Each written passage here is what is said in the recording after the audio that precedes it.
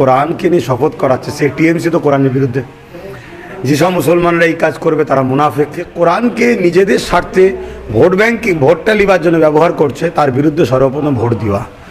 এবারে মশলা হচ্ছে শরিয়াতে আপনি যদি কখনো কসম খান বা কোনো শপথ করে নেন, তার জন্য কাফারা দিতে হয়। 3টে রোজা রেখে দেবেন, কাফারা হয়ে যাবে। এমনি কোরআন শরীফ কবরস্থান শপথ করাচ্ছে যে টিএমসিপি ভোট দেওয়ার জন্য, আপনি একটা ধর্মগুরুকে কি বলবেন?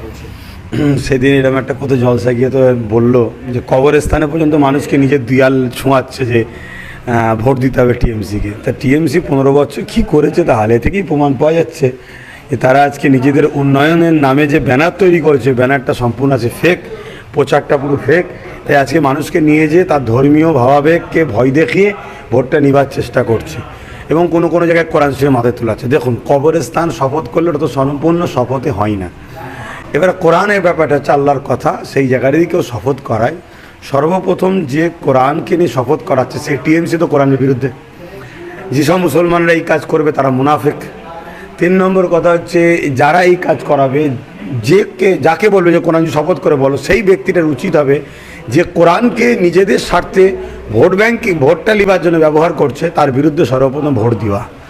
এবারে মশলা হচ্ছে শরিয়াতে আপনি যদি কখনো কসম খান বা কোনো শপথ করে নেন, তার জন্য কাফারা দিতে হয়। 3টে রোজা রেখে দেবেন, কাফারা হয়ে যাবে। এমনি এখন যা দেশের উন্নতির অবস্থা, বেকারত্ব যেভাবে বাড়ছে, এমনি রোজা রাখা অভ্যেস করা দরকার। সামনের দিন আরও খরা আসছে এবং পাশাপাশি রোজা মেডিকেল সায়েন্স বলছে সপ্তাহে 1 দিন রাখা লিভারের জন্য, ক্যান্সারের মতো রোগের থেকে বাঁচার জন্য অনেক উপকার।